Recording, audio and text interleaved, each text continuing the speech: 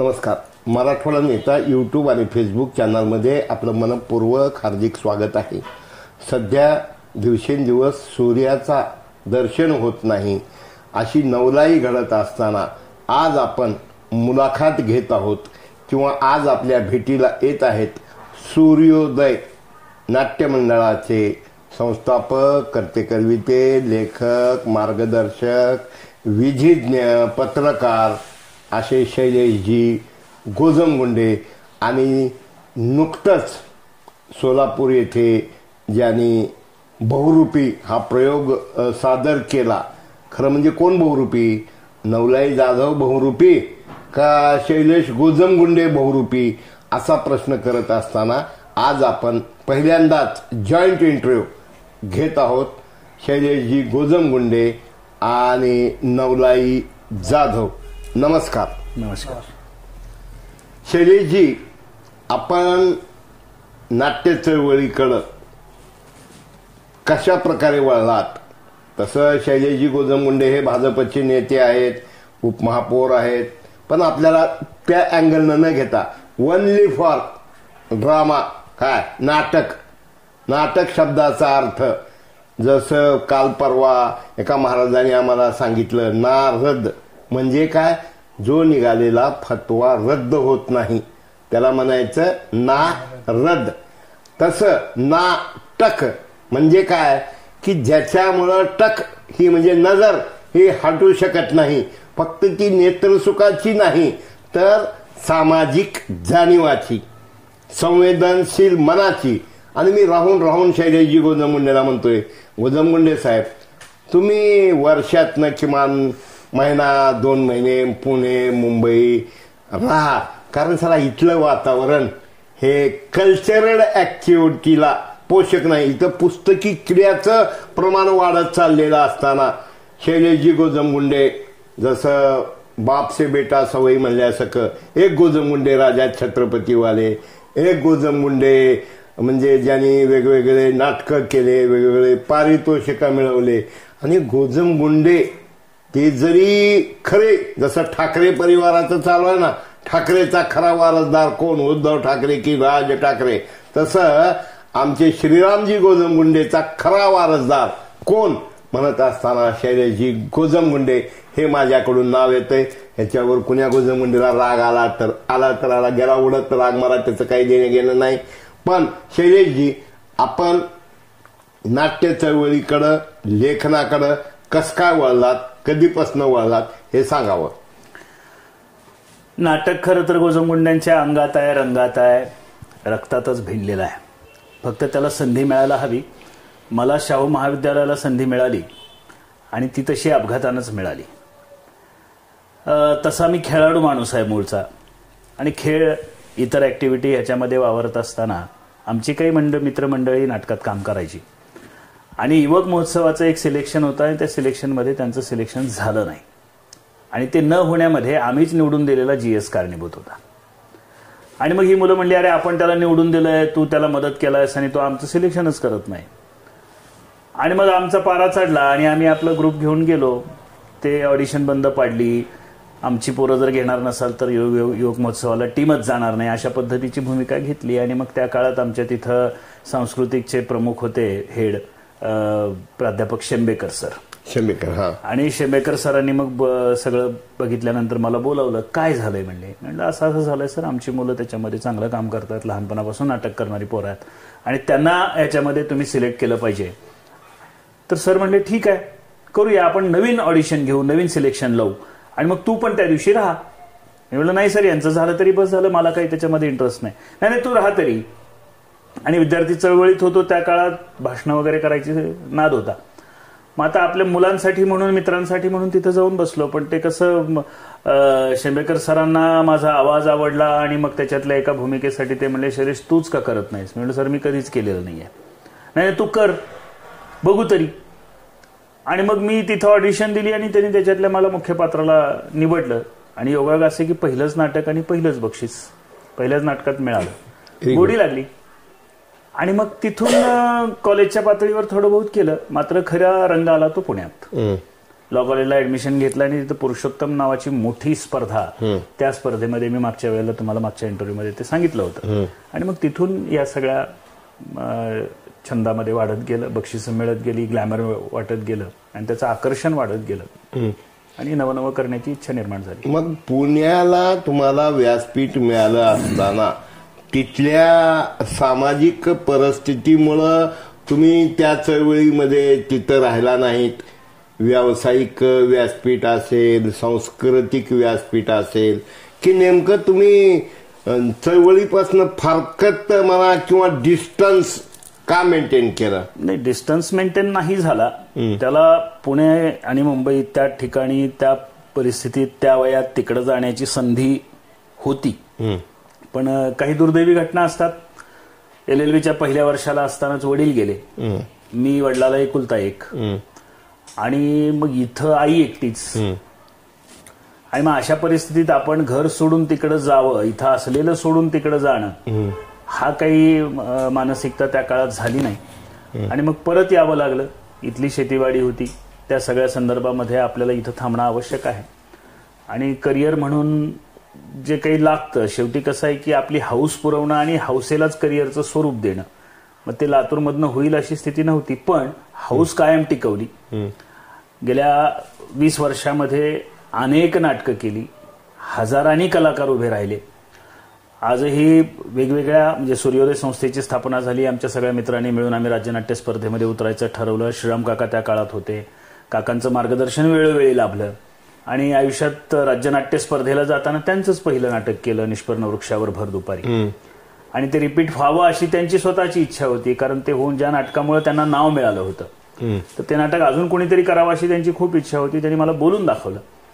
आणि पण स्क्रिप्ट नव्हती, स्क्रिप्ट हरवली होती. पण त्यांनी सांगितलं की हम मराठेंच्या कादंबरीवर मी केलं होतं, तुला लेखनाचा बाज आहे, तू स्वतः लेखक आहेस, तूच डेव्हलप कर. आणि मग मी जसंच्या तसं पुस्तक घेऊन पूर्ण नाटक डेव्हलप केलं. त्याच्यात काही नवीन सीन पण टाकले आणि तात्यांना ते आवडले की हे अशाच पद्धतीने तू कर.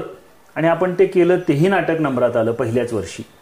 आणि मग तिथून राज्यनाट्याचा प्रवास सुरू झाला. राज्यनाट्याचा प्रवास इतका लांबवर गेला की राज्यनाट्य स्पर्धेच्या अंतिमचं लेखनाचं पहिलं पारितोषिक मला मुक्ती या नाटकासाठी मिळालं. अच्छा. G.A. कुलकर्णींच्या कथेवरती आधारित ते नाटक होतं. आणि या क्षेत्रातला वावर तसा अजूनही सकारात्मक आहे. आपण मगाशी उल्लेख केला राजकीय दृष्ट्या राजकारणात मी वावरत असतो म्हणून. पण राजकारणात वावरत असताना सुद्धा भारतीय जनता पार्टी सारख्या सांस्कृतिक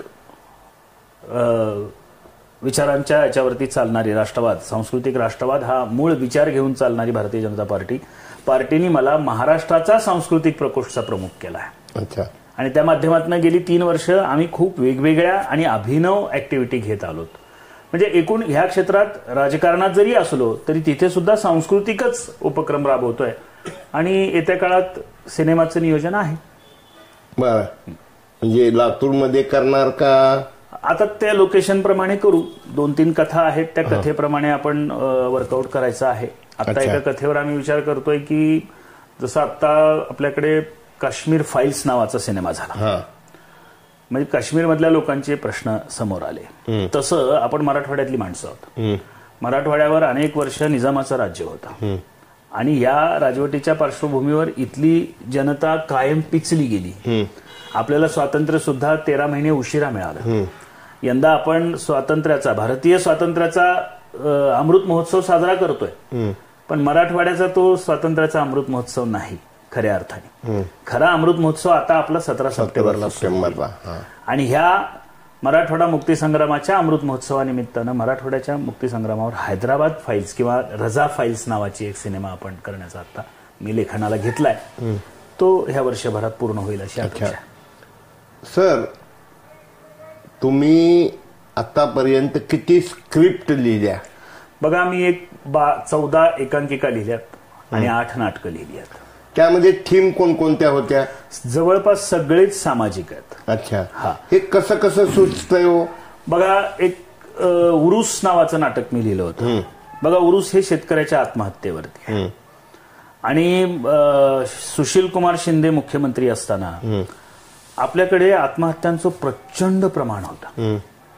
आणि मूळ शेतकरी परिवाराचं बॅकग्राऊंड असल्यामुळं असं लक्षात आलं की आपण शेतकऱ्याच्या आत्महत्येवरती भाष्य करणारं नाट्य लिहिलं पाहिजे. आणि मग त्याच्यावरती सगळ्या राज्यकर्त्यांच्या भूमिका. त्या काळात अशी स्पर्धा होती अक्षरशः की शेतकऱ्यासाठी मी हे करीन, शेतकऱ्यासाठी मी ते करीन. म्हणजे विरोधकांनी एक मागणी म्हणलं की कर्ज माफ करीन, तर हे म्हणायचे व्याज माफ करीन.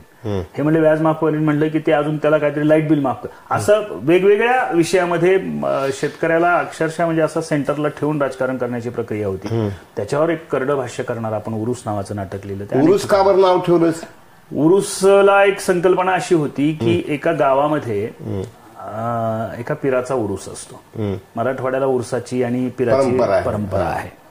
मग ते आपल्याशी रिलेट होणारा सण आहे.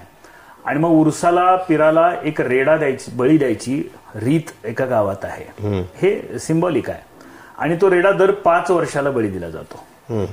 आणि रेडा बळी द्यायची पद्धत अशी असते की रेडा पळत सुटतो आणि त्याच्या मागे बळी देण्यासाठी गावातली तरुण पोरं हातात हत्यारं घेऊन त्याला मारत सुटतात. आणि मग त्याच्या अंगावर ज्याचा वार पडला मग ते गायरानावर पळतंय. आणि ज्याचा वार पडला, ज्याचं रक्त ज्या जमिनीवर पडलं ज्याच्या वाराने, ती जमीन त्याला 5 वर्ष खायला मिळते. अशी तिथली रीत होती.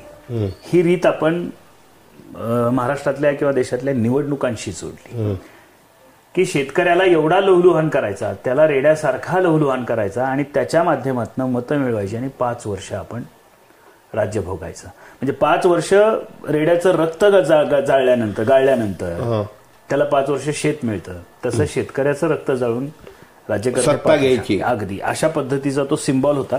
आणि त्या सिम्बॉलिक उर्स. आणखीन दुसरे कुठले? उर्सला थांबा, उर्सचा मुख्य कलाकार कोण होता? लेखक तुम्ही होता? लेखक, दिग्दर्शक, अभिनेता मीच. अच्छा. मग ह्याला पारितोषिकाचं भरपूर राष्ट्रीय पातळीवर बेंगलोरला सगळी पहिली बक्षिसं घेणारं नाटक राहिले हे. अच्छा. हा, बेंगलोरला रंगदाक्षिणी म्हणून दक्षिण भारतातल्या सगळ्या टीम येतात. तिथे आपण जातो आणि त्या वर्षी आपण लेखन, दिग्दर्शन, अभिनय, लाईट्स, नेपथ्य, अशी संगीत, अशी सगळी पहिली बक्षिसं आपण त्यावेळेस जिंकली होती. Very good. आता हे एक झालं. अशा वादग्रस्त गाजलेल्या एकांकिका कोणत्या कोणत्या? भरपूर आहे. उंच माझा झोकागा आहे. 2 मैत्रिणींची गोष्ट आहे. दोन्ही मैत्रिणींवर बलात्कार झालेला असतो. हे लिहितानाच ज्यावेळेस मी इतरांना बोलायचो, अरे बापरे, एक बलात्कार सोसत नाही, 2 बलात्काराचं नाटक कसा करतोयस. पण जेव्हा मी लिहिलं तेव्हा त्याच्यातलं सातत्य आणि वास्तव या 2 गोष्टी जेव्हा समोर आल्या की स्त्रीकडे जगातल्या प्रत्येक पुरुषाचा, मग ती स्त्री कुठलीही असो, अंगभर झाकून कपडे घातलेली असू दे नाहीतर स्लीवलेस घातलेली असू दे, तिच्याकडे बघण्याचा दृष्टिकोन हा स्त्रीच असतो आणि तो भोगवस्तू म्हणून बघण्याचा तिचा दृष्टिकोन आहे. आणि त्यामुळं पुरुषाच्या त्या वृत्तीचा, त्या नजरेची आपण त्याच्यामध्ये उंच माझा झोकागा हे सगळं त्याच्यामध्ये मांडलं. स्मशानयोगी नावाचं एक नाटक होतं. आपल्या इथल्या एका सत्यकथेवर ते आधारित होतं. म्हणजे रेफरन्स त्या कथेचा होता. खूप पूर्वी तुम्ही पण बातमी छापली होती, आठवत असेल तुम्हाला, 10-15 वर्षापूर्वी, की उदगीरला एका जिवंत लेकराला मुलगी झाली म्हणून पुरलं होतं आणि आईला ते सहन झालं नाही की नेऊन पुरलं, मुलगी झाली, 3री मुलगी झाली म्हणून. आणि त्या बिचारीने भावाला सांगितलं की असं असं आता स्मशानात नेऊन लेकरू पुरलंय. तो भाऊ पोलीस घेऊन तिथं गेला आणि जेव्हा ते उकरलं तर ते बाळ जिवंत होतं. आणि मग ही कथा एवढी भावली होती की राव, हे स्त्रीभ्रूण हत्येचं किती म्हणजे भयानक, माणूस पाशवी होत चाललाय. पोटच्या लेकरांना इतक्या विकृत पद्धतीने मारण्याचा प्रयत्न केला जातो. आणि मग ह्याचा एक विचार झाला पाहिजे म्हणून मी स्मशानयोगी नावाचं एक छान नाटक होतं. आणखीन परवा मुक्ती नावाचं एक जी.ए. कुलकर्णीचं खूप सुंदर, आयुष्यातल्या वेगवेगळ्या वेदनांपासून मुक्ती मिळवण्यासाठी माणूस आयुष्यभर झगडत असतो. पण ही मुक्ती मिळते की नाही मिळत, आणि मुक्ती नेमकी कशाला म्हणायचं, की माणूस भौतिक सुखामध्ये अडकलेला असतो आणि त्या भौतिक सुखाच्या मागे सातत्याने धावत असतो, पळत असतो. आणि आपण जेवढं धावतो तेवढं ते दूर जात असतं. हा त्याच्यातला संदेश जीएननीच मुळात खूप छान दिला आणि आम्ही त्याचं नाट्य रूपांतर केलं. खूप सुंदर हे नाटक, खूप गाजलं. याला अंतिमलाही आपल्या सगळ्या आर्टिस्टना बक्षिसं मिळाली. याच्याशिवाय उन्हातलं चांदणं नावाचं एक नाटक आपण केलं. हे नाटक खरं तर मी तुम्हाला सांगेन की आत्ता लग्न करू इच्छिणाऱ्या मुलामुलींनी आणि नेटकेच लग्न झालेल्या मुलामुलींनी हे पाहावं, असं ते नाटक आहे. अत्यंत कौटुंबिक जिव्हाळ्याचं नाटक आहे. एका कवीच्या जीवनावरचं नाटक आहे. म्हणजे एखादा कलावंत किंवा एखाद्या संसारामध्ये तुम्ही एकमेकांना समजून नाही घेतलं तर काय होतंय, तर काय घडू शकतं, कोणत्या टोकाला ते जाऊ शकतं, ह्याचं ते दृश्य समोर मांडत असताना ते नाटक खूपच अप्रतिम वेगळ्या पद्धतीने ते मांडलं होतं आपण. ही सगळी नाटकं बक्षीस पात्र आहेत. अच्छा. वेगवेगळ्या स्पर्धांमध्ये. बरं, या नाटकाच्या प्रिंटेड कॉपी काही आहेत का? हो आहेत. एक आपलं एकांकिकेचं पुस्तक पण प्रसिद्ध आहे. अच्छा. फमू शिंदेच्या हस्ते आपण ते पुस्तक प्रकाशित केलं होतं. फमू साहित्य संमेलनाचे अध्यक्ष असतानाच्या वर्षीचं. उंच माझा झोका ग व 4 एकांकिका अशा 5 एकांकिकेचं पुस्तक आपल्या विद्याभारती प्रकाशनानं ते प्रकाशित केलंय. आणि इतर नाटकं प्रिंटेड आता प्रिंटिंगचा जमाना. ह्याच्या काही व्हिडिओ कुठं काही आहेत का? ह्याच्यातले काही व्हिडिओ आहेत. उंच माझा झोकाचा व्हिडिओ आहे. किती तासाचा? जवळपास 2 तास 10 मिनिटांचं ते नाटक आहे. अच्छा. उरुसचं आहे. गोजमगुंडे साहेब, नाटक हे समाजाचं प्रतिबिंब असतं आणि मग 2दा बलात्कार, उरूस, मग हे तुम्हाला काही कॉलेजच्या आठवणीतनं का तुमच्या राजकारणातल्या आठवणीतनं हे तुम्हाला कल्पना सुचत गेल्या? बघा काय होतंय, कुठलाही कलावंत हा उत्तम निरीक्षक असतो आणि समाजामध्ये सातत्याने घडत असणाऱ्या घटना, जसे तुम्ही पत्रकार आहात, तुमच्या नजरेतनं फार कमी गोष्टी सुटतात. तुम्ही चालत चालत 10 गोष्टींवरती कनेक्ट होत असता. कलावंताचंही तसंच असतं. त्यातल्या त्यात लेखनाचा बाज ज्याच्या अंगी आहे अशा माणसाला तर त्या ऑब्झर्वेशन नावाच्या गोष्टीवरच त्याचं सगळं अस्तित्व उभं राहतं. आणि मग छोट्या छोट्या गोष्टींचं ऑब्झर्वेशन करताना जो स्वतःचा आत्मिक विचार आहे, वाचनातनं आलेला असेल, सहवासातनं आलेला असेल, तुमच्यासारख्या वरिष्ठांच्या सहवासात राहून काही विचार आपल्यामध्ये रुजलेले असतात, त्या विचारांच्या पातळीवरती जेव्हा आपण त्या गोष्टी तपासत असतो, अशा वेळेला मात्र त्याच्यातले काही विषय हे अगदी स्पर्शून जातात आणि मग ते विषय आपण समाजासमोर मांडावे. बघा, नाटक असेल, सिनेमा असेल, कुठूनही आभाळातल्या कथा कोणी सांगत नाही. त्याला कल्पनेचा मुलामा असतो का असतो, पण तो वास्तवावरच आधारित असतो. कारण माझं तर कुठलंच नाटक अवास्तव किंवा काल्पनिक किंवा अगदीच काहीतरी मृगजळाच्या जवळ जाणारं किंवा ज्याला आमच्या नाटकाच्या भाषेत ऍब्सर्ड वगैरे म्हणतात.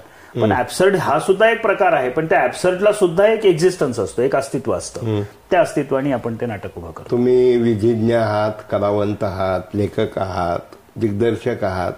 तुम्हाला पश्चाताप होत नाही का की हे सगळं सोडून घटनेनं घडलं, आज तो मी नव्हेचा असेल किंवा उंच माझा झोका ग असेल किंवा मुलगी झाली हो असेल, की तुम्ही याला व्यावसायिक स्वरूप देऊन, तुम्ही नाही एक टीम करून ह्याचं महाराष्ट्रभर गोजमगुंडे दिग्दर्शित, गोजमगुंडे ह्या नावाला थोडं वलय आहे, एक तुम्ही असा प्रयोग का केला नाही?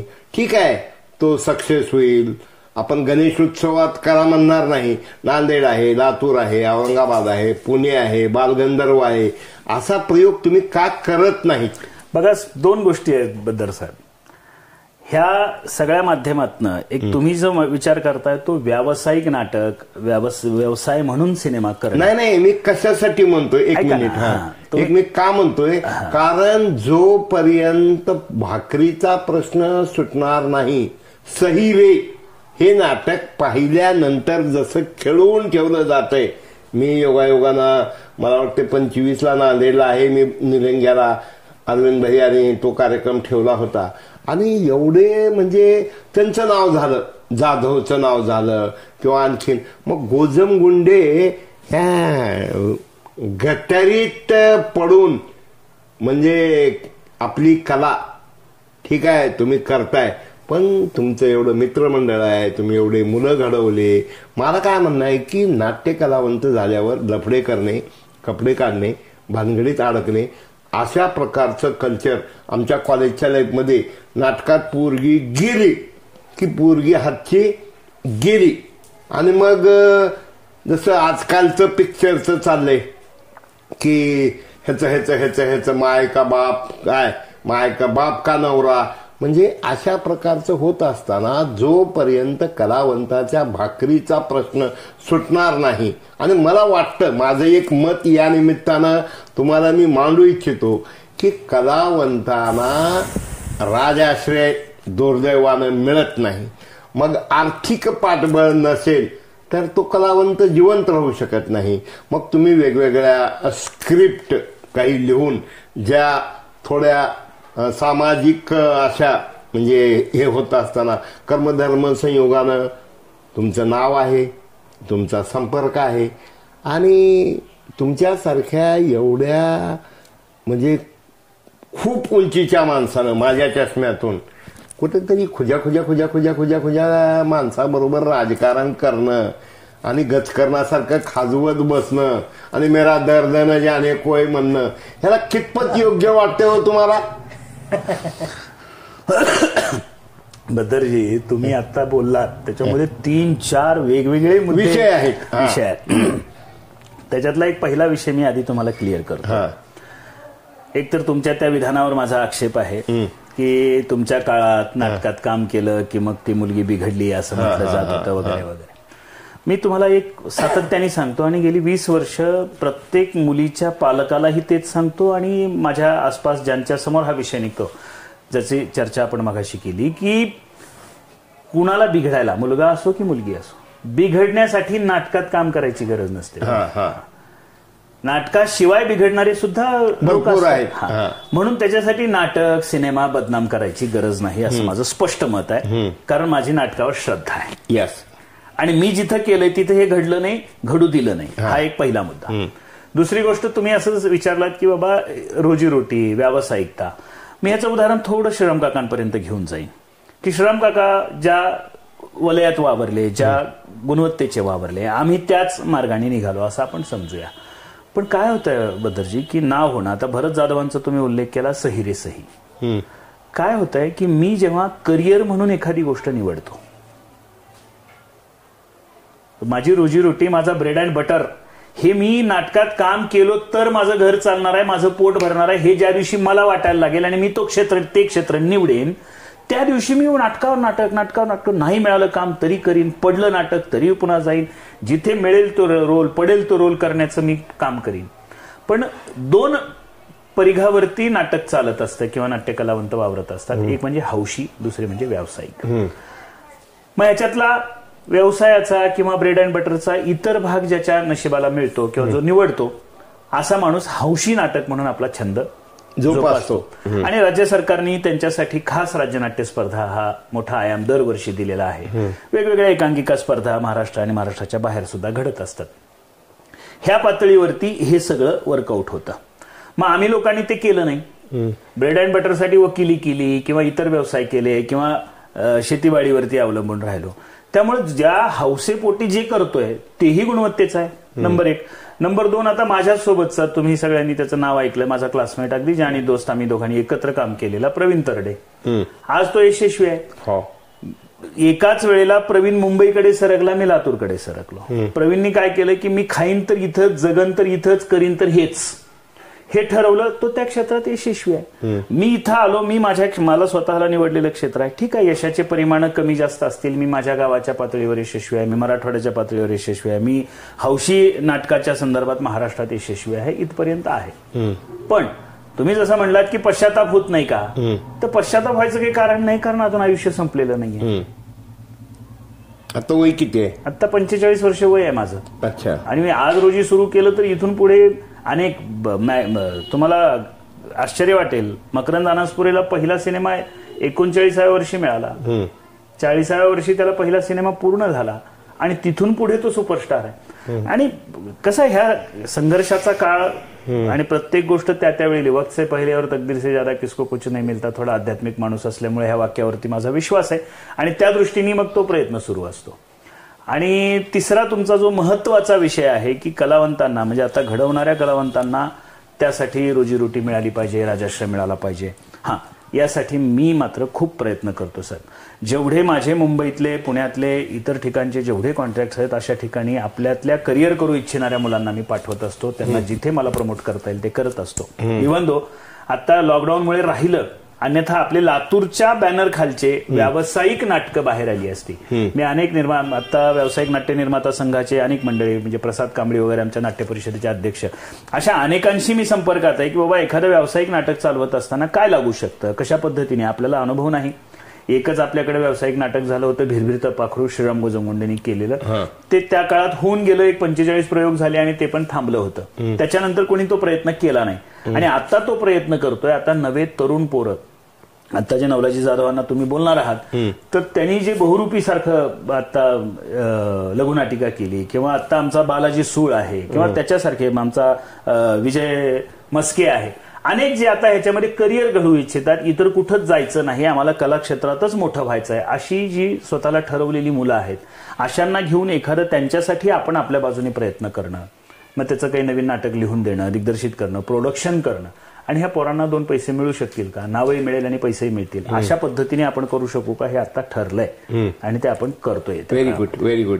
मी तुम्हाला मनपूर्वक आभार मानतो, धन्यवाद देतो की तुम्ही पिक्चर सुद्धा काढणार आहात आणि व्यावसायिकतेकडे सुद्धा. तुमच्यासाठी नाही हो, भिकारीची प्रचंड समस्या आहे आणि मायबाप काय म्हणतात, बायको काय म्हणते, आई काय म्हणते, बहीण काय म्हणते किंवा भाऊ काय म्हणतो, अरे बस ना, कशाला नाटकवाल्याच्या नादाला लागला. बरोबर आहे. मग नाटक झालं की रात्री बसायचं, रात्री बसायचं, खायचं प्यायचं आणि मग एक काय म्हणतात ना की कलावंताकडे बघण्याचा दृष्टिकोन मग वेगळा होतो. आणि तुम्हाला मी धन्यवाद देऊ इच्छितो की तुम्ही लवकरात लवकर काय आता 2022 या 2022 मध्ये व्यावसायिक जास्त कलावंत असतील, सहीसारखा असेल आणि तुम्हाला जे वाटतात, उगा मी म्हणायचं नाही मला एक रोल द्या, असे रोल न देता एवढे गुणवान आर्टिस्ट आपल्याकडे आहेत आणि त्यामुळं काय होईल, मरावे परी कीर्तिरूपी उरावे. कारण नाटक मी ज्यावेळेस रोडकार कोण होतो त्यावेळेस मला आठवतंय की 10 रुपये, 10 नाही मला वाटते 100 रुपये, 1000 रुपये तिकीट त्या काळात 70-71च्या दुष्काळात एकही नाटक मी सोडलं नाही. कारण नाटकाची नशा, नाटकाचा आनंद, नाटकाचं दुःख काय, एक मला नेमकं नाटक आठवत नाही, हे मूल कुणाकडनं झालं, महाराजाकडनं झालं का कशाकडनं झालं, शेवटला ते प्रश्न विचारतात. माझी तुम्हाला एक विनंती करायची आहे, तुम्ही स्टँडिंगचे चेअरमन व्हाल, महापौर व्हाल, वादात जाल, खाल्लं तरी बदनाम व्हाल, न खाल्लं तरी बदनाम व्हाल, कुठं तरी कुणाच्या तरी पुढं करावं लागेल, पण यास दिस इज माय प्रॉडक्ट, हे मी केलंय म्हणून हे कधी सांगू शकता, ज्यावेळेस तुमची. मला वाईट कुण्या गोष्टीचं वाटतंय, एवढा मोठा माणूस ज्याची अवकात नाही असे सहकारी, म्हणजे ह्याचा अर्थ त्यांचा तो बिझनेस आहे, politics is the best business म्हणून ते बघतात. दुर्दैवानं सुदैवानं योगायोगानं तुम्ही रेड्डी समाजात आहात. श्रीराम गोजमगुंडे तुम्हाला बिलॉंगिंग टू, मला म्हणजे खरं म्हणजे कॅमेऱ्यापुढे बोलायला नको पण तरी बोलतो की तुम्हाला ऑब्स्टॅकल प्रचंड आहेत, पण तुमची कला, तुमचा कलाकार आणि कलेमधला मूळवेद, ज्याला कंड शब्द मी वापरतो, तो एवढा आहे की तुम्ही ते घेणत नाहीत. आणि मला राहून वाटतंय, मला शैलेश गोजमगुंडे जमते कसं, वेळ मिळते कसं, ह्या काड्या शिड्या महाड्या भाड्या ह्या सगळ्याला डावळून ही स्क्रिप्ट सुचती कशी हो काय. आणि मी तुम्हाला मागही म्हणलं होतं ना, आजही म्हणलं होतं, याला पडद्यामागचं राजकारण जसं आपल्या आवश्यकरणं केलतं ना, तुम्ही खरंच सांग का तुम्हाला की मला असं वाटतंय, सरा असे राग येते.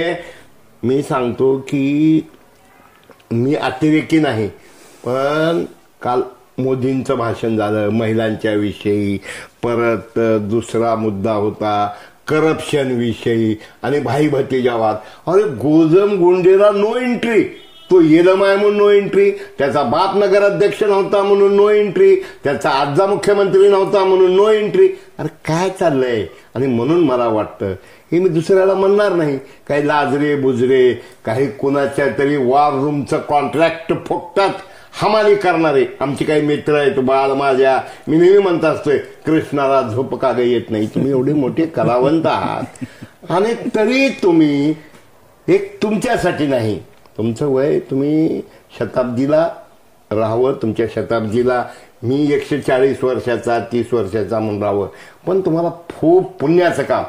एक लातूरचं सूर्योदय की त्या सूर्याचा उदय कायम सूर्याचा तळपत राहावा यासाठी तुम्ही चांगलं पिक्चर आणि हे करत असताना मी तुम्हाला सांगायची गरज नाही की त्याच्यामध्ये असं असावं, गाणं असावं, हिरोईन देखणीच असावी, नकटी नसावी, गोरीपान असावी, चिकनी असावी. हे सगळं करत असताना तुम्ही या गोष्टीकडं थोडं लक्ष द्यावं ही माझी तुम्हाला आग्रहाची विनंती आहे. आणि नाजूक प्रश्न की तुम्ही हिरो असताना एखादी हिरोईन, एकच हिरोईन आहे का दरवेळेसच्या हिरोईन वेगवेगळ्या असतात तुमच्या ह्याला? नायिका मुली जशा उपलब्ध होतील तशा.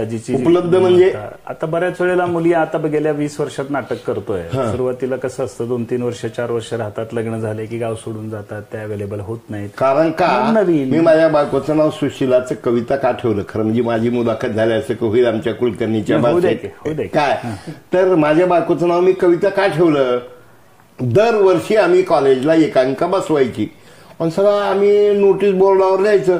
आम्ही वल्गर, आम्ही खेड्यातले म्हणून पुरीवा आमच्याकडे यायच्याच नाहीत. मग प्लॅनिंग फोरमला कविता टांक म्हणून एक मुलगी होती. आम्ही जवळजवळ करिअर्स इन बँकिंग, इन्शुरन्स म्हणून मला असं वाटतं की तुमच्याकडं ते डोकं आहे. याचा अर्थ बाकी सगळे खोके आहेत असं नाही, पण ते बिनडोक डोके आहेत. मी मुद्दाम कॅमेऱ्यापुढे बोलतोय. आणि जसं श्रीरामजी गोजमगुंडेंनी, ठीक आहे आतापर्यंत तरी असं ओपनली तुम्ही चांगले आहात आणि चांगले कलावंत घडावे हे सांगत असताना तुम्हाला कोणी म्हणजे लग्नानंतर कोणी ऑफर दिली नाही का, एक मोका दे म्हणायची? नाही साहेब, असं काही घडत नसतं. बघा त्या विषयाला तुम्ही किती महत्व देता त्याच्यावरती त्या सगळ्या गोष्टी अवलंबून असतात. आपण आपला इंटरेस्ट जर मर्यादित ठेवला तर समोरून येणाऱ्या गोष्टी पण तेवढ्याच मर्यादित राहतात. मला एक सांगावं असं वाटतं, इमोशन जे असतात ना, काही असे क्षण असतात. मी तुम्हाला आता एक थोड्या वेळापूर्वी खाजगीत एक क्षण सांगितला की तो रेपचा क्षण, एकतर विठाबाईच्या तमाशामध्ये वगनाट्यामध्ये बघितलेला बलात्कार, साडी फाडणं, ब्लाऊज फाडणं, ते कोल्हापुरीच ना, त्या कुराडी वगैरे, आणि आताचं. तर मला असं वाटतंय की तुम्हाला अभिनय आहे, तुमचे डोळे उघडे आहेत, कान बरंच काही सहन करून बघून, आणि पेशन्स वंडरफुल. मला कधी कधी वाटतंय मध्ये मध्ये तुम्हाला मी एकदा थोडा डिस्टर्ब माइंड बघितलो असं का, अरे तुम्ही मागणाऱ्यामध्ये नका राहू, तुम्ही देणाऱ्यामध्ये राहा. आणि देवच वाटलं सरकारला घेतील ना MLC 12 मधून काय की नाट्य अमकं तमकं ह्याच्यामधून, तर मला असं वाटतं की हा बहुरूपी हा जो आहे, तसं तुम्ही सुद्धा एक नाव जरी शैलेश आणि गोजमगुंडे असले तसे तुम्ही अनेक रूप आहेत तुमचे. बहुरूपी तुम्ही सुद्धा आहात. बहुरूपी म्हणजे राईंदर नाही काय, बहुरूपी म्हणजे तुमचे अनेक रूप आहेत. हे नवलराव तुम्हाला कुठे भेटले? नवल हा आमच्या सगळ्या टीम मधला सगळ्यात गुणवान मुलगा आहे. अच्छा. अत्यंत तुम्हाला खोटं वाटेल साहेब, उंच माझा झोकाचे मी 22 प्रयोग केले. अच्छा. माझ्याकडं 99% मुलं मुली स्टेजवर काम करण्यासाठी येतात. आम्हाला रोल पाहिजे, मग कोणाला मेन रोल पाहिजे, कोणाला मग साईड रोल मिळाला तर ठीक आहे, काही असेल तर आम्हाला मंचावर वावरायची संधी द्या, आम्हाला रोल द्या. पण हा एकमेव आर्टिस्ट माझ्यासोबतचा आहे की जो कायम बॅकला राहिलाय. जेपर्यंत मी म्हणत नाही की तुला ही भूमिका करायची आहे तोपर्यंत त्यांनी कधी मला म्हणलं नाही की ही भूमिका करायची. उंच माझा झोकाचे मी 22 प्रयोग केलेत. मी त्याच्यामध्ये मुख्य पात्र करत होतो. त्या 22च्या 22 प्रयोगाला हा बॅकस्टेज करायचा साहेब. बॅकस्टेज करणारी माणसं नाहीत आता आपल्याकडे, नसतात. व्यावसायिक नाटकात पेड असतात. इथं हौसेनीच करायचं आहे, नाटकच हौसेनी करायचं आहे. तर बॅकस्टेजला अक्षरशः पोते उचलण्यापासनं ते सामान उचलणं, लावणं आणि गाड्या भरण्यापासून, म्हणजे लेबर वर्क ज्याला आपण म्हणावं इकडच्या प्रोफेशनल भाषेमध्ये, असे मरून काम करणारा हा कलाकार आहे. आणि काल ज्यावेळेस ह्याला स्वतःला बेस्ट दिग्दर्शक, बेस्ट लेखक आणि नाटक पहिलं आलं, मला भरून पावलं की नटराजांनी ह्याला उशिरा का होईना अप्रतिम दिलंय ही भावना होती. आणि म्हणून तुम्हाला म्हणलं की ह्याला सोबत घेऊ आपण. बहुरूपीची स्क्रिप्ट काय, थीम? थीम अशी आहे की बहुरूपी म्हणजे आपल्या काही भागामध्ये राईंदर असं पण म्हटलं जातं. मग हे लोकांना येऊन हसवतात. परंतु मागच्या 2 वर्षामध्ये ह्यांची अवस्था अशी झाली की कोणाच बाहेर पडता आलं नाही. मग ह्यांचं पोटच आहे लोकांना हसवून जगायचं. 2 वर्षात लॉकडाऊन असल्यामुळे ह्यांचं पोट चक्क उपाशी मेलं. आणि मग त्यांना एका बहुरूपीला बघून असं वाटलं की आपण खरंच ह्यांच्यावरती नाटक केलं पाहिजे. आणि हे काही बोलू शकतात लोकांना हसवण्यासाठी. चला काकू चला लग्नाला चला, माझ्या बायकोचं लगीन आहे, पोटभर खायचं, शंभराची कढी, आळ्याची वडी, मग असं काही बोलून ते लोकांना. तुम्ही ते जरा बहुरुपयाच्या टोन मध्ये करून 1-2 बहुरुपयाच्या टोन मध्ये सांगा. चला चला चला लग्नाला चला, उद्या माझ्या बायकोचं लगीन आहे, हा पोटभर खायचं, खायला जेवायला लय भारी आहे, जेवायला शंभराची कढी, आळ्याची वडी, पोट भरून खायचं, खायला बुकुट आणि लोणच्याला बिकुट, असं काहीतरी बोलून ते आपलं चालू असतं. मी राईंदर आणि तू दलिंदर. मग हे करत असताना हे कुणाला दाखवायचं आता? म्हणजे आम्ही तुम्हाला हसवतो, पण 2 वर्ष झालं आता आज आम्हीच आम्हाला फसवतोय. अशा अवस्था निर्माण झाली. म्हणलं ह्यांच्या थ्रू आपण समाजात घडणाऱ्या राजकीय परिस्थितीवरती जे काय 2-4 वर्षात घडायला लागले आपल्या, काहीतरी आपण केलं पाहिजे. म्हणून मग त्यांना रंगमंचावर आणलं आणि त्यांना रंगमंचावरच काय यावं लागलं याचं एक उदाहरण दिलं. आता आमचे धंदे बंद झाले, कारण प्रत्येकाच्या हातात मोबाईल आले. गेले कित्येक महिने आम्ही उपाशी मेलो, हे तुम्हालाही कळावं म्हणून रंगमंचावरती आम्ही आलो.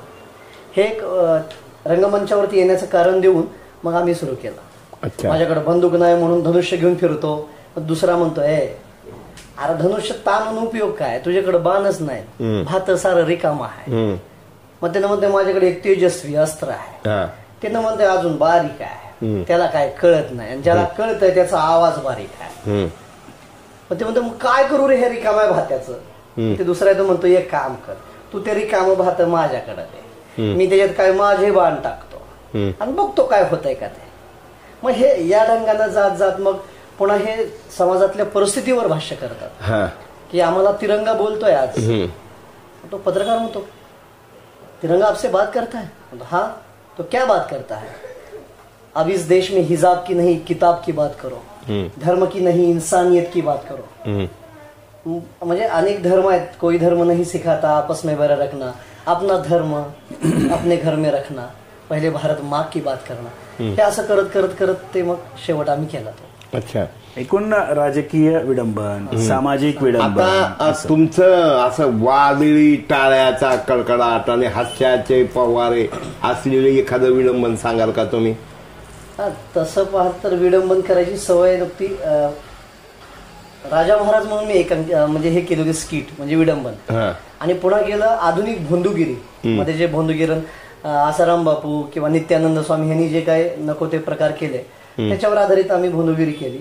पुन्हा राजा महाराज केली. आणि मग भैया म्हणल्यावर किती दिवस हे राजा महाराज भोंदूगिरी, राजा महाराज भोंदूगिरी. मी म्हणलं भैया बक्षीस मिळतंय ना. अरे बक्षीस मिळतंय पण तुझी छाप काय पडायली, एके वर्षी भोंदूगिरी करतो ना एका वर्षी राजा महाराज करतो, किती दिवस हेच करणार आहेस.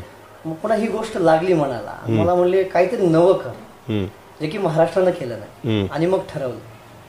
मग पहिल्या वर्षी त्यांनी म्हणल्यानंतर दुसऱ्या वर्षी मी माकडं स्टेजवरती आणली, 6 माकडं. ऍक्च्युअल माकडं का माणसाची माकडं? माणसांना माकड केलं 4 पायावरती. आणि माकडं स्टेजवर का आले तर माणसानं माणूस की विसरून वागू लागला, म्हणून माकडाला सांगावं लागलं येऊन स्टेजवरती की नीट वागा. आणि पूर्वीच्या काळात कथा सांगायची पद्धत होती आपल्या मंदिरामध्ये. रामानं हनुमानानं उड्डाण घेतलं, लंकेत जाऊन पोहोचलं. ह्या कन्सेप्टला घेऊन ते माकडं मी तिथं आणले. माकडं समाजाचं वास्तव सांगत आहेत. पुन्हा आपल्या काही आठवत असेल तर करून दाखवा म्हणतात. हा तसं कारण खूप 5-6 वर्ष झालं ते करून. आणि मग पुन्हा पुढल्या वर्षी नवं काय तर मग दुष्काळ पडला होता 2016 आपल्या याच्यामध्ये. माणसांनाच पाणी मिळत नव्हतं, मग प्राणी तर किती परेशान. म्हणून कुत्र्यावरती आम्ही ते नाटक केलं की कुत्रे रंगमंचावरती येऊन पाणी मागतायत, तुम्हालाच नाही आम्हालाच नाही तर तुला कुठून द्यायचं. मग कुत्रे रंगमंचाला आणि समोरच्या प्रेक्षकांना सांगतायत की ह्याच्यानं पाणी मिळणार नाही, झाड लावा, झाड लावून पाणी मिळेल तुम्हाला. झाडाशिवाय माणूस जगू शकत नाही आणि त्याच्याशिवाय पाऊसही पडू शकत नाही. मग ते केलं. त्याच्यामध्ये महाराष्ट्रातला भैया म्हणलं तसं नवीन प्रयोग केले. रंगमंचावर पाऊस पडला आम्ही. अच्छा. परवानगी नसताना. म्हणजे कसा पडला रंगमंचावर? वर शॉवर बांधले आम्ही, त्याचं कनेक्शन थिएटरच्या बाहेर दिलं. तिथे एक कॉक, वर एक कॉक आणि असे 2-3 माणसं उभा केले. आणि ज्या वेळेला ते कुत्रे ओरडतात की देवा माणसांसाठी नाही आमच्यासाठी तरी पाणी दे, तरी वरून पाऊस पडत नाही. शेवटी हे कुत्रे जातात आपल्या घरातनं, ते एक एक झाड तोंडात घेऊन असं लटकत येतात आणि रंगमंचावरती झाड ठेवतात प्रत्येक जण एक छोटं छोटं, आणि वर ते रडतात कुत्रे तसे, आणि त्यावेळेला रडतात आणि आता तरी पाणी दे, आणि मग वरून खरंच ते शॉवर चालू होतात जे की रंगमंचाला दिसत नाहीत पण फक्त पाऊस पडतो. आणि मग ते आम्ही केलं. खाली खाली पूर्ण ताडपत्री अंथरली होती आणि त्याचं कौतुक झालं. औरंगाबादच्या विद्यापीठामध्ये सगळ्या पेपरमध्ये ते छापून आलं आणि तिथून मग खरी ऊर्जा भेटली. मग दरवेळेला स्क्रिप्ट लिहिली की भैयापाशी बसायचं, भैया हे लिहिलंय. बहुरूपीची पण स्क्रिप्ट तयार केल्यावर भैयापाशी बसलो की भैया म्हणलं असं असं लिहिलंय, काय वाटते तुम्हाला. मग त्यांनी काय त्याच्यामध्ये सजेशन सांगितले, ते घेतले आणि भैया म्हणले आहे जर करतो म्हणले. आता येणाऱ्या काळात सध्याच्या महाराष्ट्राच्या देशाच्या राजकीय परिस्थितीवर तुम्ही काही वाच्यता केली किंवा लक्ष वेधलं तर नेमकं काय काय, म्हणजे कशा पद्धतीनं वेधलं? हा, मध्ये कर्नाटकमध्ये जे हिजाब प्रकरण चालू होतं की हिजाब घालून जायचे, काय कॉलेजच्या आणि शाळेची मुलं दगड मारायचे, हे ह्या सगळ्या गोष्टी जे काही चालू होत्या तेव्हा असं वाटलं की जिनके हाथों में किताबें होनी चाहिए थी उनके हाथों में पत्थर आ रहे हैं, न जाने हम अपने बच्चों को क्या दे रहे हैं. अच्छा, मग असा प्रश्न आला आणि मग वाटलं की नाही, की या देशामध्ये धर्माचा जातीचा उल्लेख नाही झाला पाहिजे, केवळ देश म्हणून माझ्या भारत मातेचा उल्लेख झाला पाहिजे. म्हणजे मी माझ्या जातीचा झेंडा घेण्यापेक्षा माझ्या देशाचा झेंडा घेणं मला जास्त अभिमान वाटला पाहिजे, हा विचार मनात आला आणि मग आम्ही चालू केल्या ह्या सगळ्या गोष्टी. आणि नेहमीच घडणाऱ्या सरकारीमध्ये घडणाऱ्या ज्या काही घटना आहेत, सोनिया गांधींचं सरकार होतं त्यावेळेला आम्ही सरकारवरती इतकी प्रहार टीका केली होती, म्हणजे त्या बाईवरती आम्ही गाणं पण रचलं होतं. कुठलं? नारी नारी नारी नारी तुझं सरकार लई भारी, नारी नारी नारी नारी तुझं सरकार लई भारी, कपिल सिब्बल मोहन ये राजा लई भारी, नारी नारी नारी नारी तुझं सरकार लई भारी, हे त्या सरकारवरती विडंबन केलं. आपल्या लोकभाषेला पण ते बऱ्यापैकी त्याच्यामध्ये घेतात, ते उगनाई माय. आणि मग कालच्या ह्याच्यामध्ये आम्ही हे घेतलं होतं की उगनाय माय लय करावं लागतं, उगनाय माय लई करावं लागतंय, पळून जावं लागतंय, हॉटेलमध्ये बसावं लागतंय, गपचूप करावं लागतंय, आणि उगनाय माय लई करावं लागतंय. काय करावं लागतंय? मग ते भाष्य त्याच्यावरती. पुन्हा समाजात वाढणारे लहान लहान लेकरांच्या हातात मोबाईल आलेले आहेत आज. काही लेकरं तर अशा की मोबाईल लावलं तर म्हणजे मोबाईल लावला तर जेवतात, नाही तर जेवत नाही. म्हणून त्याच्यावरही आम्ही आता कालच्या ह्याच्यामध्ये भाष्य केलं की ज्यांच्या हातामध्ये पाटी पेन्सिल पाहिजे होती त्यांच्या हातात मायबाप मोबाईल देऊ लागले आणि या मोबाईलमुळे लहान लहान लेकरांचे जीव जाऊ लागले. मग त्याची काही उदाहरणं दिली. काल परवा मुंबईमधली कुठली तर मुलगी 3ऱ्या मजल्याहून गेम खेळता खेळता पडून गेली आणि आईनं मोबाईल दिला नाही म्हणून मुलानं आईची गोळी झाडून हत्या केली. हे काल परवाचीच उदाहरण आहे. हे सांगत पुन्हा मग परिस्थितीचं समाजाचं वर्णन केलं. त्यानंतर मग मोबाईलमध्ये अडकलेली ही तरुण पिढी, या तरुण पिढीला एकच प्रश्न पडलेला आहे, त्याच्यावर एक गाणं रचलं आम्ही. बॅलन्स मारलं या काल आजच झालं या पार, किशात रुपये 4 म्हणून पडलो या गार. हे अग झन्नानलं या मोबाईल मध्ये 3G गेलं 4G आलं जी, गैराट झालं जी, गैराट झालं. त्या मोबाईलच्या नादानं मुलं इतकी गैराट झाली की त्यांना जेवणाचं सुद्धा भान राहिलं नाही. 2-4 वर्षाखाली निलंगा तालुक्यात एक मुलगा 14 तास मोबाईलवरती गेम खेळल्यामुळं हातात मोबाईल घेऊन मरण पावला. अच्छा, मग हे कुठंतरी बोचतं म्हणाल की अरे हे चुकीचं आहे, आपण काहीतरी याच्यावर लिहिलं पाहिजे, मांडलं पाहिजे. म्हणून हे उदयास येतं नाटक. जसं भैया म्हणले की तो निरीक्षण करणारा कलाकार असतो आणि जे समाजात दिसतं ते चुकीचं आहे हे सांगण्यासाठी रंगमंच आहे. आणि मग तुम्ही म्हणालात की हे सगळ्यांना श्रेय भेटतं का, तर तसं नाहीये. तसं लाखो लोक पंढरीला जातात, सगळे संत नाहीत होत, सगळ्यांचीच मंदिरं नाहीत होत. ज्यांची भक्ती जितकी जास्त आहे त्यांचं ते मंदिर होतं, त्यांचं नाव होतं. तसं आमचा विठ्ठल आमची माऊली रंगमंच आहे, रंगदेवता आहे. आणि रंगदेवतेवर जो विश्वास ठेवतो प्रामाणिकपणे त्याला यश नक्की मिळतं. आणि हे मी भैयापाशी राहून आणि आजपर्यंत ऐकून पाहिले. कोणत्या भैयापाशी? लई भैया आहेत नाही, आता मी ज्यांच्यापाशी बसलोय तेच खरे माझे भैया आहेत. अच्छा, ते मी खूप माझ्या भाषेत जो दिया लिया वो भैया अकेलाच खाया वो कैका भैया असं मी एकदा अमित देशमुखाबद्दल जाहीर बोललो होतो एका कार्यक्रमामध्ये. तर तुमचे भैया कोणते? आमचे भैया इथे जे शैलेश बसले, भैया. शैलेश जी बोलतो. हा. तर खरंच नवलाई आहे काय, खरंच बहुरूपी आहात, नवलाई आहात. आणि ह्या नवलाई म्हणजे MA संस्कृत तुम्ही झालेला आहे आणि सुखानं संसार पण चालू आहे. मग कधी वहिनीला कधी कविता गाणे काही ऐकून दाखवता का नाही? त्यांचा प्रतिसाद कसा मिळतो? का गप बसा काय नाही बिना कामाचं काय, का काय झाड काय डोंगर त्याच्यावर सुद्धा सांगा. त्याच्यावर सुद्धा आम्ही काल लिहिलं होतं. तो म्हणतो की नाही आम्ही म्हणजे 13वी बुद्धी पुढे आली. हे सगळं घडलं कसं? 2.5 वर्षात सरकार जे आलं, अरे ते 12 बुद्धीचा खेळ आहे. 12मती म्हणजे 12 बुद्धीचा खेळ. आपल्यासारख्याला नाही बसणार मी. हा पण 13वी बुद्धी पुढे आली आणि नाथ 50 आमदार घेऊन गुवाहाटीला गेली आणि मग त्याच्यावर गाणं रचलं होतं. काय झाडी काय डोंगर हॉटेल सार ओके, काय दाढी काय माडी आमदार सार ओके, काय गल्ली काय दिल्ली सरकार सार ओके. ह्याच्यावरही आम्ही भाष्य केलेलं होतं. आणि घरून सपोर्ट तर मिळतोच. कधीतरी जर उशीर झाला तर एखाद्या वेळेस मग त्यांनाही अपेक्षा असते थोडस लवकर यावं. कॅमेऱ्यासमोर तुम्ही संस्कृतचे प्राध्यापक आहात, पण अनेक तुम्ही बहुरूपी मानले तर औषध पाण्याची म्हणजे त्या औषध पाण्याची सवय असल्यावर घरी जरा त्रास होतो काय. आणि तुमचं नाव नवलाई आहे, जाधव आहात काय. मग ह्याच्यामुळं कधी काही घरात मतभेद मनभेद होतात का? नाही पूर्वी जेव्हा कॉलेजला करायचो तेव्हा त्यांचा एक मुद्दा क्लिअर कर. तसलं कोणतंही औषध आमच्यापैकी कोणीही घेत नाही. क्या बात आहे. हा हे महत्वाचं आहे. बडशोप सुद्धा आम्ही 2-4 महिन्याला कधी तर कुणी दिली तर बडशोप खातो, नाहीतर व्यसन दुसरं कशाच नाही. हे तो आणि मी असं दोघंच नाही तर आपल्या टीम मधला कुणीच नाही. बरं, व्हेरी गुड. हा. आणि मला एक गोष्टीचं म्हणजे आनंद वाटतो की कदाचित निर्व्यसनी आहे म्हणून आज यश पदरात पडत आहे. अच्छा. कारण जे व्यसनी आहेत त्यांच्याकडे यश मिळतं पण त्याचा आनंद त्यांना घेता येत नाही, मिळत नाही आणि घरच्याकडून पण मिळत नाही. आज मला घरून पण सपोर्ट मिळतोय का तर काहीतरी चांगलं होत आहे.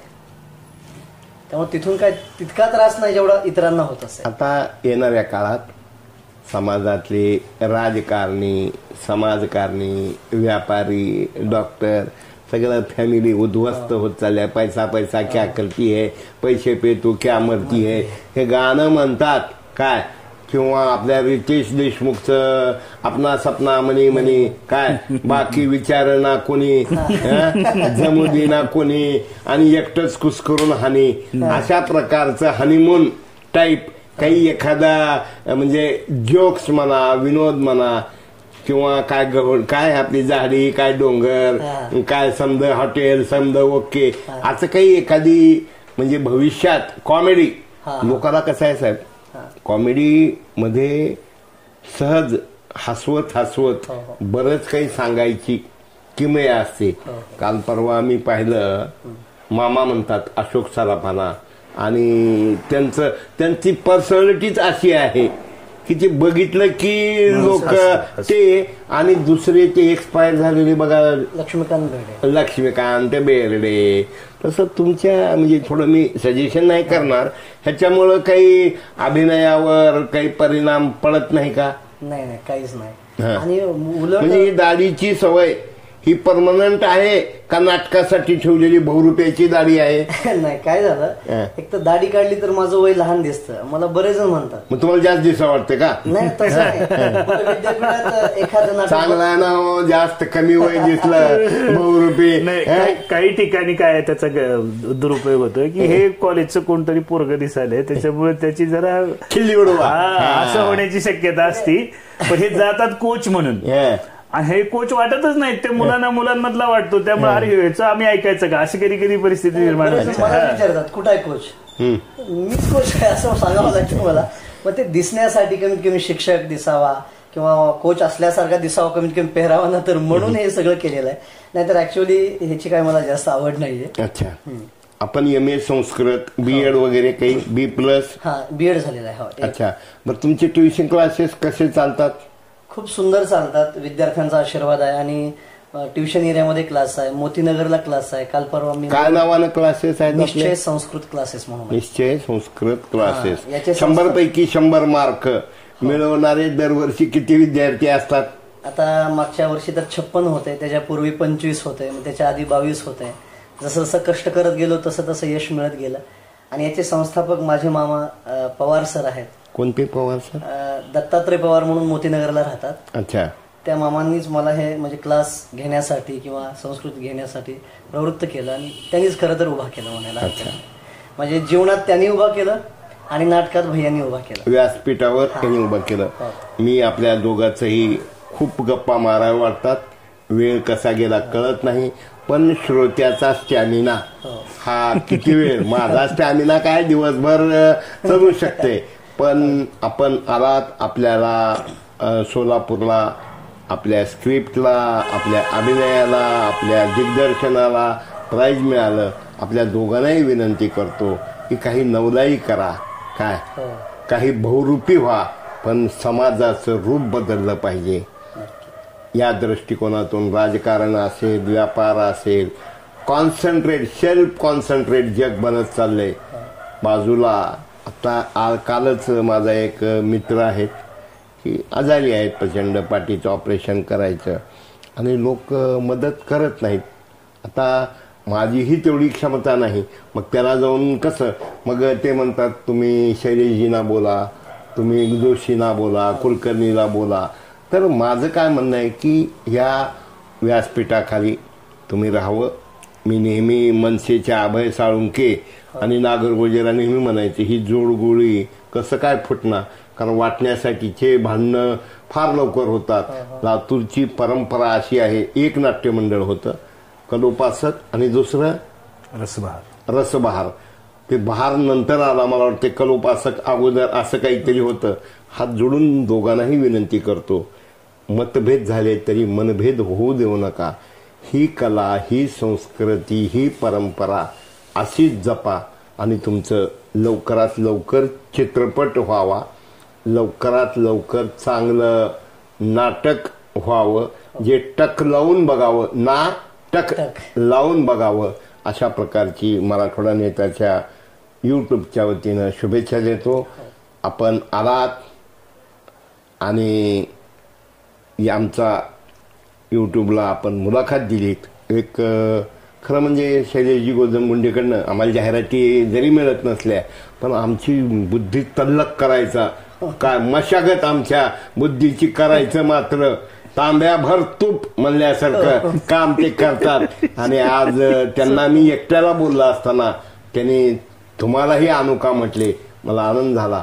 आणि तुमच्या बहुरूपी ह्याच्यातनं तुम्ही दोघं मिळून लातूरच्या येणाऱ्या काळात, मी राजकीय म्हणणार नाही, येणाऱ्या काळात काय रस्ते, काय पाणी जे पिवळं, काय नेता, सगळं ओके, काय फक्त घ्या इकून एकाचे मुख्य, अशा प्रकारचं एक चांगलं 10-5 मिनिटाचं ह्यांना सांगायची गरज नाही. हे कामाला लागलेही असतील पथनाट्य वगैरे, तर आपण तुमच्याकडनं एक चांगलं स्किट होणार आहे यांच्यासाठी. हे तुम्हाला पुढच्या वेळी भेटतील वाटतं मला, तुमचे सगळे असले वाक्य ऐकून. खूप खूप धन्यवाद, आभारी आहे. नमस्कार. धन्यवाद.